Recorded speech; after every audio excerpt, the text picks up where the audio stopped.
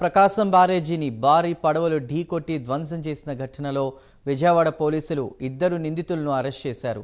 ఈ ఘటనకు సంబంధించి పోలీసులు ముమ్మర దర్యాప్తు చేపట్టారు. బ్యారేజీ వద్దకు కొట్టుకొచ్చిన వాటిలో 3 పడవలు మొక్కలగడ్డ ఉషాద్రికి చెందినవిగా గుర్తించారు. పక్కా ప్లాన్ ప్రకారమే గుంటూరు జిల్లా ఉద్దండరాయునిపాలెం నుంచి పడవలను గొల్లపూడి తరలించినట్టు తెలుస్తోంది. నిందితుల కాల్ డేటాతో పాటు గూగుల్ టేక్అవుట్ వివరాలను కూడా సేకరిస్తున్నారు.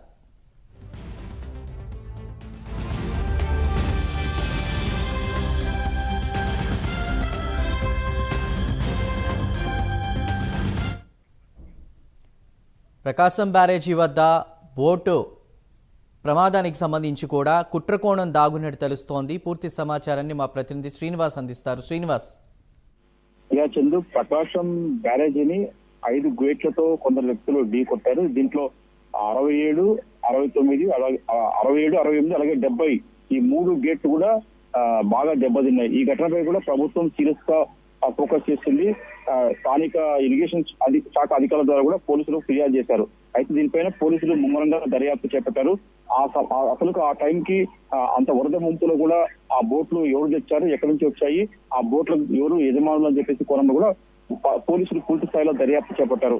మరోవైపు ప్రభుత్వం కూడా ఎప్పటికప్పుడు దీనిపైన కూడా తమకు రిపోర్ట్ చేయాలని చెప్పేసి కూడా పోలీసు అధికారులను ఆదేశించడంతో పోలీసులు దీనిపైన సీరియస్ గా దృష్టి సారించారు. ఈ కేసులోని మొత్తం వెనక ఎవరున్నారు, కొత్తకోణంలో ఎవరున్నారు, అయితే దీనికి అసలు కారణం ఎవరు చెప్పేసి కూడా పోలీసులు పూర్తి స్థాయిలో దర్యాప్తు చేపట్టారు. అయితే ఇందులో ప్రధానంగా అయితే ఆ 2 బోట్లకు సంబంధించి ఎవరున్నారు, 2 బోట్లకు సంబంధించిన యజమానులు గొల్లపూడికి చెందిన ఉషాద్రి అలాగే సూరాయపాలెంకి చెందిన కోమటి రామ్మోహన్ అనే వ్యక్తులకు చెందినవి కూడా పోలీసులు గుర్తించారు. అయితే ఆ ఇద్దరు ఫోన్ డేటా, సెల్ ఫోన్ డేటాతో పాటు వాళ్ళు ఎక్కడ ఉన్నారో కూడా గూగుల్ మ్యాప్ ద్వారా కూడా మొత్తం వివరాలు సాంకేతికంగా తీసుకోవడం జరిగింది. అయితే దీని వెనక ఈ ఇద్దరిని కూడా ఈరోజు పోలీసులు ఉషాద్రిని అలాగే సూరాయపాలెం చెందిన కోమటి రామ్మోహన్ కూడా ఈరోజు విజయవాడ పోలీసులు అరెస్ట్ చేశారు. అయితే ఇంకా దీని వెనక ఎవరున్నారు, ఏమైనా కుట్రకోణంలో ఇంకా ఎవరైనా భాగస్వామ్యాన్ని కూడా పోలీసులు మొత్తం కూపీ లాగుతున్నారు. ప్రధానంగా చూసుకుంటే ఈ బోట్లు ఏదైతే ఉన్నాయో అక్కడ మాజీ ఎంపీ నందిగం సురేష్ చెందిన ఆదరణ కూడా ఈ పడవల నుంచి నడుస్తున్నట్టు కూడా పోలీసులు గుర్తించారు. మొత్తం ఈ కుట్ర వెనుక ఇంకా ఎవరెవరు ఉన్నారు కూడా పూర్తి స్థాయిలో దర్యాప్తు చేసి మొత్తం అందరినీ అరెస్ట్ చేస్తామని చెప్పేసి కూడా ఇరిగేషన్ శాఖ మంత్రి నిమ్మల రామానాయుడు కూడా చెప్పారు. మొత్తం మీద కూడా ఈ ఘటనకు సంబంధించి కూడా ప్రభుత్వం సీరియస్ గా ఫోకస్ పెట్టింది. అయితే మరోవైపు కూడా ఏదైతే ఈ బ్యారికేడ్లు ఉన్నాయో ఆ బ్యారికేడ్ల గేట్లు ఏదైతే దెబ్బతిన్నా ఆ గేట్లను కూడా ప్రభుత్వం పూర్తి స్థాయిలో మరమ్మతులు చేపట్టి యథావిధిగా పునరుద్ధరించింది. చందు. శ్రీనివాస్, అయితే విజయవాడని అంటే ముంచేయాలన్న ప్లాన్తో ఇదంతా చేసినట్లు ఇప్పుడున్నటువంటి ప్రభుత్వానికి చెడ్డ పేరు తీసుకురాలనే ఉద్దేశంతో కూడా పక్కా ప్లాన్ ప్రకారం మనం ఆ విజువల్స్లో బోటును కూడా చూస్తున్నాం. వైసీపీకి సంబంధించినటువంటి రంగులు కూడా ఉన్నాయి. కావాలనే ఇది చేశారనేది తెలుస్తోంది. ఈ నేపథ్యంలోనే ఉద్దండరాయునిపాలెం అక్కడి నుంచి గొల్లపూడికి కూడా బోట్లను తీసుకొచ్చినట్టు చెప్తున్నారు. ఇంకా ఏమైనా కీలక విషయాలు వెలుగులోకి వచ్చే అవకాశం ఉందా? ఖచ్చితంగా చంద్రు. అయితే ఈ ఒక్కొక్క బోటు దాదాపు లక్షల్లో ఉంటుంది. అంటే దాదాపు 30 నుంచి 50 లక్షల వరకు ఆ బోట్లు చేస్తాయి. అంత వరద టైంలో కూడా 5 బోట్లు, దాంట్లో 2 బోట్లు ప్రధానంగా చూసుకుంటే అవి ఇక్కడికి వాంటెడ్ గా తీసుకొచ్చి ఇక్కడ నీళ్ళ వరదలు వదిలారు.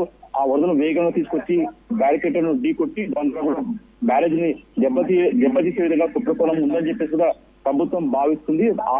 ఆ కోణంలో కూడా పోలీసులు దర్యాప్తు చేస్తున్నారు.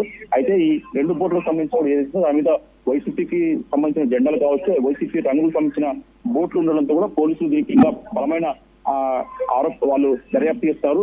ఈ కోణంలోనే అంటే అసలు బ్యారేజ్ ని దెబ్బతీసే ప్రయత్నమే ఈ బోట్లను తీసుకొచ్చి ఇక్కడ వదిలేరా అంటే కేవలం ఆ బోట్లను ఎవరైతే సరే వాళ్ళ బోట్లు వరదలో కొట్టుకోపోకుండా తాళ్లతో బలంగా లంగర్ వేసి కట్టాల్సిన బోట్లని వాళ్ళని ఒక ప్లాస్టిక్ తాడుతో కట్టడం ఏంటని చెప్పేసి కూడా పోలీసులు గుర్తిస్తున్నారు.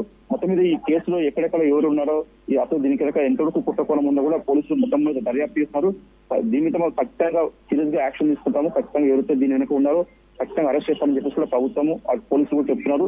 అయితే మొత్తం ఈ కేసుకు సంబంధించి కూడా అంటే సాంకేతికతతో పాటు స్థానికంగా ఉన్న చుట్టుపక్కల గ్రామాల ప్రజలు కావచ్చు, అలాగే ఎవరైతే ఈ బోట్లు ఉన్నారో వాళ్ళ ద్వారా కూడా మొత్తం పూర్తి స్థాయిలో విచారణ చేసి ఎక్కడెక్కడ ఎవరున్నారో అని చెప్పేసి కూడా పోలీసులు మొత్తం ఆరాధిస్తారు.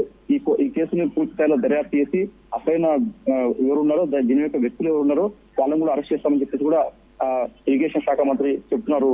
Chandu. Right Srinivas, thank you.